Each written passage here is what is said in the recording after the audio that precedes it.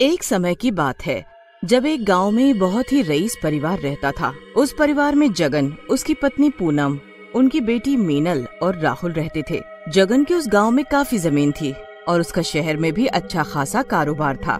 जगन का एक छोटा भाई भी था, रमेश, जो उसी गांव में रहता था। रमेश का परिवार भी एक समय पर काफी अमीर था, पर उन लोगों के शौक और रमेश की दारू पीने की आदत की वजह से उनका सब कुछ बर्बाद हो चुका था। एक दिन की बात है जब जगन शहर के लिए निकल रहा होता है। मैं शहर जा रहा हूँ, तो तुम पीछे से घर, तिजोरी और बच्चों का खास ध्यान रखना। तुमको पता है ना रमेश की आदत कैसी है। वो पैसों के लिए किसी का सगा नहीं है। और रामू को पैसे दे देना, मैं उसकी तनख्वाह देना भूल गया। जी बिल्कुल, मैं ध्यान रखूंगी। आप बेफिक्र होकर शहर जाओ और मैं रामू को पैसे दे दूंगी। जगन बेफिक्र होकर शहर के लिए निकल पड़ता है। जगन के घर का नौकर रामू बहुत ही वफादार और ईमानदार होता है। उस दिन रात को जगन काम खत्म करके पूनम के पास आता है। जी मालकिन, मैंने सारा काम खत्म कर दिया है। मालकिन, मैं ये सोच रहा था कि जब तक साहब जी नहीं आते मैं यहीं रुक जाता हूँ। आप और बच्चे घर में अकेले हैं। अरे नहीं रामू, मैं और बच्चे यहाँ ठीक हैं। तुम घर जा सकते हो। रामू मालकिन की बात मानकर अपने घर के लिए निकल पड़ता है। दूसरी तरफ रमेश अपने घर बैठकर अपनी पत्नी राधा से जगन के बारे में बात कर रहा होता है। ये जगन शहर पहुँच भी चुका होगा अब तक। पता है, भाभी ने पिछले हफ्ते पूरे 2 लाख का हार खरीदा है। अरे इनके पास तो बहुत पैसा है, हमारे पास तो कुछ भी नहीं बचा। अगर ये तुम्हारा भाई कहीं मर जाए तो सोचो, सब हमारा हो जाएगा। उसे मारना आसान नहीं है, वो तेज बहुत है। पर हाँ, अभी उसकी बीवी और बच्चे अकेले हैं। तो क्या तुम भी वही सोच रहे हो जो मैं सोच रही हूँ? तो चलो फिर, देर किस बात की है। बस फिर रमेश और राधा एक बड़ा सा चाकू लेकर पूनम को मारने निकल पड़ते हैं। वो दोनों चुपके से पूनम के घर पहुंच जाते हैं। अजी वो देखो कैसे सुकून से सो रही है, मार डालो इसे।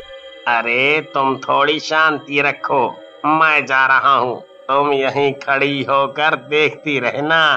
मालकिन, मालकिन, आप जल्दी से बच्चों को लेकर यहाँ से भाग जाओ।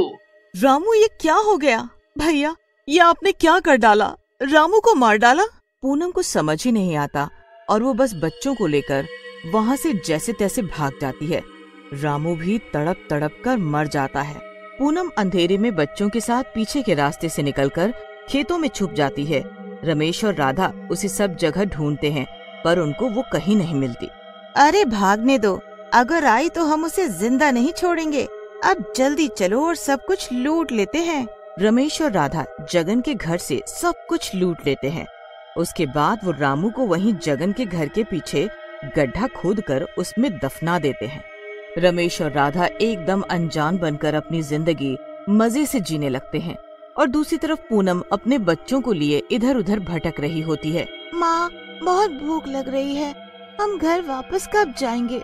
अब मैं तुमको कैसे बताऊं बच्चों कि अब हमारे पास कुछ भी नहीं रहा।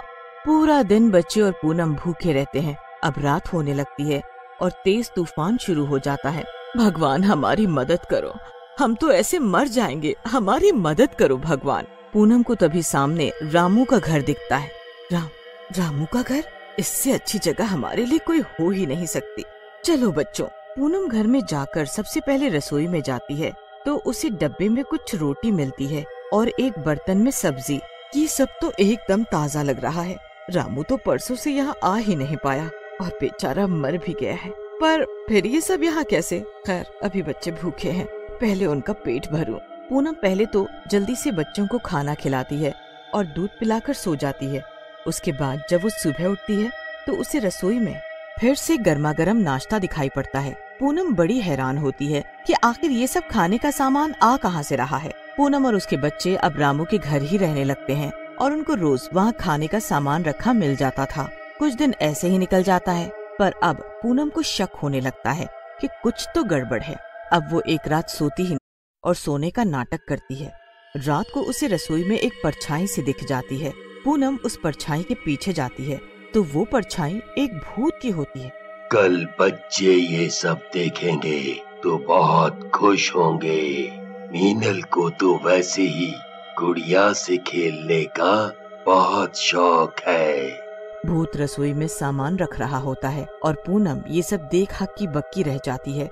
उसे समझ ही नहीं आ रहा होता कि आखिर एक भूत उनके लिए रोज खाने का सामान लाकर रख रहा है और उस भूत को राहुल और मीनल के पसंद के बारे में भी पता है। पूनम तो घबराती हुई अपने बिस्तर पर आकर लेट जाती है। आखिर एक भूत ये सब कैसे और क्यों कर रहा है? मैं क्या करूं अब? मैं इस घर से चली जाऊं या यहीं रहूं? यहाँ एक भूत है, मैं यहाँ नहीं रह सकती, पर ये भूत तो हमारी मदद ही कर रहा है।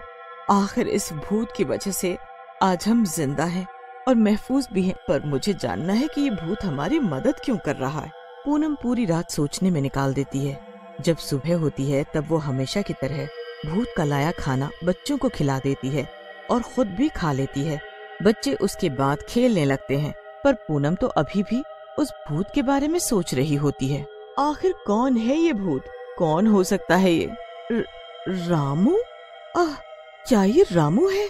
रामू अक्सर मीनल को गुड़िया लाकर देता था। हो ना हो ये रामू ही है। आखिर ये उसी का तो घर है। हाँ, वही है, ये वही है। पूनम की आंखों में आंसू आ जाते हैं। वो रात होने का इंतजार करने लगती है। जैसे ही रात होती है और भूत रसोई में आकर काम करने लगता है तो वहाँ पूनम आकर खड़ी होती है। कौन हो तुम? जाओ यहाँ से, जाओ अभी। नहीं, मैं नहीं जाऊंगी। मुझे पूरा यकीन है कि तुम रामू ही हो। सच बताओ, तुम रामू ही हो ना? हाँ, मैं रामू ही हूँ। मैं आपको इस हालात में नहीं देख पा रहा था। माना कि ये एक गरीब भूत का घर है, पर यही एक ऐसी जगह थी जहाँ आप सुरक्षित इन बच्चों को लेकर रह सकती थीं। तुम सच में हमारे घर के सदस्य ही हो। तुमने मरने के बाद भी हमारे लिए कितना कुछ किया। आप ऐसा मत सोचो और बस अभी मालिक के आने तक का इंतजार करो। बाकी मैं इन लोगों को सबक जरूर सिखाऊंगा अगर आप मेरी मदद करो तो। बस फिर पूनम वैसा ही करती है। वो अगले दिन रमेश के घर के पास जाती है। जैसे ही रमेश और राधा पूनम को वहाँ देखते हैं तो उनकी आंखें फटी रह जाती हैं। पूनम तभी जल्दी से वहाँ निकलती है और वापस आने लगती है। वो दोनों भी उसका पीछा करते हुए उस गरीब भूत के घर तक पहुँच जाते हैं। जैसे ही वो वहाँ पहुँचते हैं पूनम एकदम गायब हो जाती है, तो वो उसे ढूंढने के लिए घर के अंदर भी चले जाते हैं और तभी भूत उन दोनों को पकड़ लेता है। हमें जाने दो, हमें छोड़ दो, हमने क्या किया है आखिर? अब मैं बताऊंगा तुम दोनों को। तुमने मेरे मालिक का पूरा घर बर्बाद कर दिया। भूत जोर जोर से हंसने लगता है। दोनों भूत के आगे गिड़गिड़ाने लगते हैं कि इतने में वहाँ पूनम भी आ जाती है। अब मारो मुझे, मारो ना, मारो। तुमने मेरे भाई जैसे रामू को मार डाला। देखो अब तुम्हें क्या क्या भुगतना पड़ेगा। मैं तो जा रही हूँ अपने घर वापस, पर तुम अब कुछ नहीं कर पाओगे। इतना कहकर पूनम अपने बच्चों को लेकर घर से बाहर चली जाती है। रमेश और राधा पूनम को बहुत आवाज देते हैं, पर वो एक बार भी पीछे मुड़कर नहीं देखती। वो अपने घर जाकर पहले जैसी जिंदगी जीने लगती है। उसके बाद जब उसका पति जगन वापस आता है तो वो अपनी पूरी कहानी जगन को बताती है। हे भगवान, मेरे पीछे ये सब हो गया और मुझे पता भी नहीं चला। मेरा भाई जैसा रामू भी इस दुनिया में नहीं रहा, पर देखो उसने मरने के बाद भी तुम्हें अपने घर में रखा और इतना कुछ किया। रमेश और राधा को उनके किए की सजा भी दी। बस फिर सब कुछ पहले जैसा हो जाता है और सब खुशी खुशी रहने लगते हैं।